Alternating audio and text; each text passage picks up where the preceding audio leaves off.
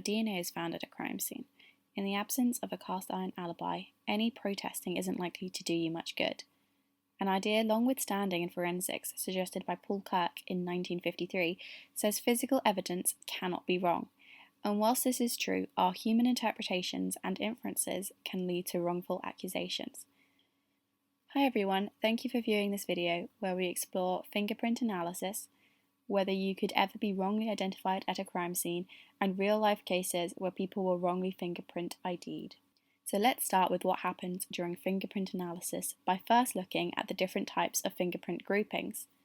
Every person has a unique set of fingerprints. However, these can be grouped into three main categories. Arch, which 5% of the population has. Loop, which 30 to 35% of the population has. Whorl, which 60 to 65% of the population has. In some circumstances, fingerprints can be ambiguous and not fit any of these categories well. Which fingerprint group do you belong to? Leave a comment down below.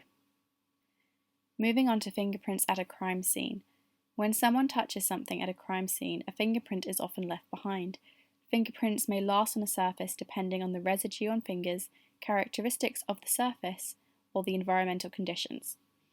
Fingerprinting is among the most widely used forensic techniques. They can be found at crime scenes in a variety of different forms. Latent fingerprints are made by deposits of oils from skin or perspiration. They're not easily seen and are made visible with powder or chemicals. Patent fingerprints are visible because they are made with blood or ink, for example. Plastic fingerprints. These can include 3D fingerprints on putty, butter, clay, wax, etc.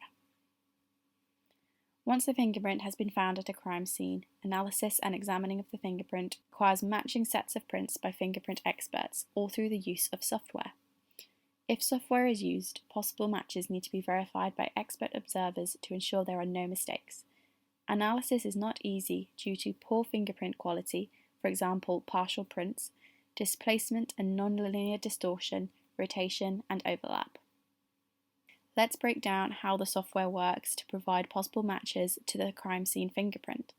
Software compares fingerprints from the crime scene with its large fingerprint database. The FBI uses automated fingerprint identification system, which contains records of over 50 million fingerprints and is continually growing. This system, or AFIS as its acronym, contains fingerprints from convicted criminals, police and government services, and unknown fingerprints collected from crime scenes that have yet to be matched. Fingerprints are taken from the crime scene and is scanned and fed into the system. The system searches and produces a list of its closest fingerprint matches. The fingerprint expert, which is an individual and not the software, examines the matches suggested by the software and makes final verdict on the print's identity. The system is only as good as its software and only as good as its database. Person identification is a matter of experts' experience and several matches are possible. So how do experts do fingerprint analysis without software? Identification is based on the classification of finger ridge patterns and unique identification points. Ridge patterns are unique to each individual, with no two fingerprint impressions ever being identical, even from the same source finger. This can be for a variety of reasons.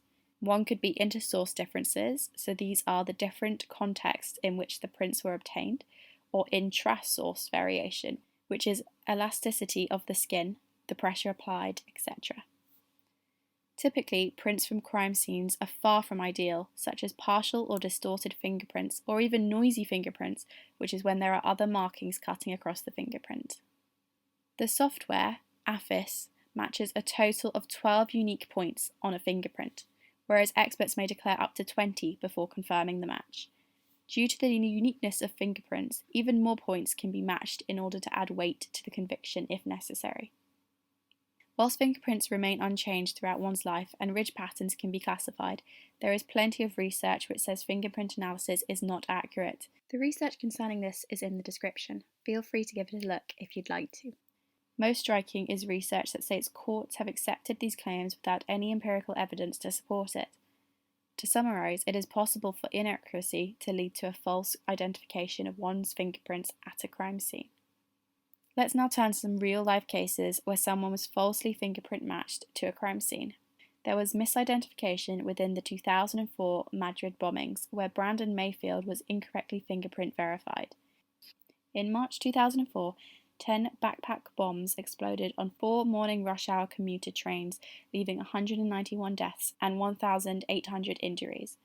Fingerprints on a bag containing detonating devices found by the Spanish authorities following the train bombings were initially identified as Brandon's.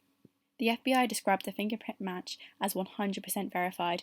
However, during the court case, the FBI records showed that Brandon's fingerprint, despite the sworn testimony of agents, was not an exact match, but instead only one of 20 prints similar to the ones retrieved from Madrid.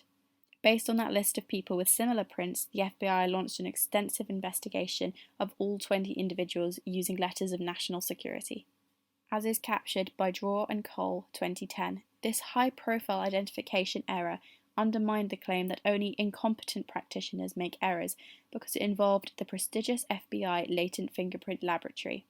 The case is particularly suggestive because not only did the initial FBI examiner make an erroneous attribution, but at least 2 additional FBI examiners assigned to check that examiner's work corroborated and verified the erroneous identification.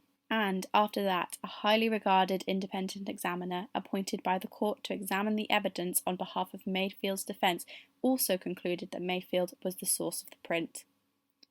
Another real-life example is that of David Butler, whose life was turned upside down overnight when he was accused of murdering a woman, Anne-Marie Foy, in 2005. We'll be looking at the BBC and Radio 4 report on the case. There was a knock at the door, in the early hours of the morning, saying I was being arrested for murder. I asked, "What evidence have you got?" And they said they thought it was my DNA. I thought, I'll prove I'm not a suspect, but it didn't pan out that way. DNA has become the magic bullet for the police. They thought it was my DNA, ergo it must be me. David spent 8 months in prison on remand facing murder charges after his DNA was allegedly found on the victim.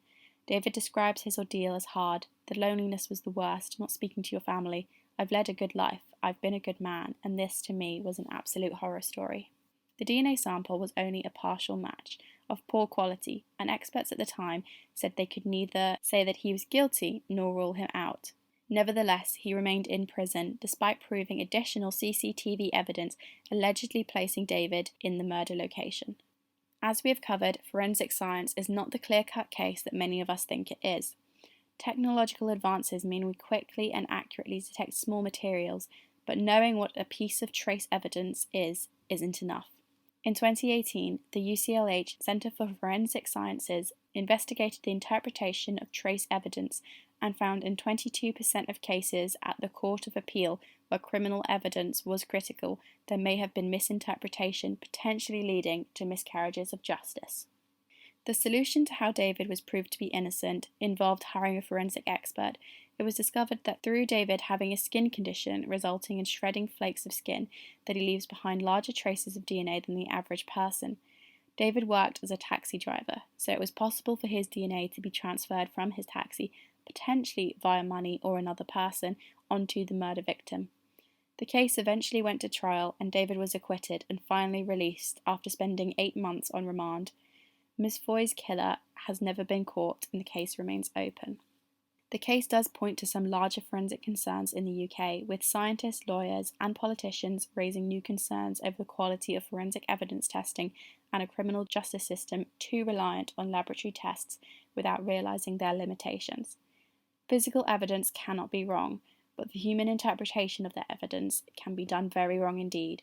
I hope you guys enjoyed this video and I'll see you really soon with the next one.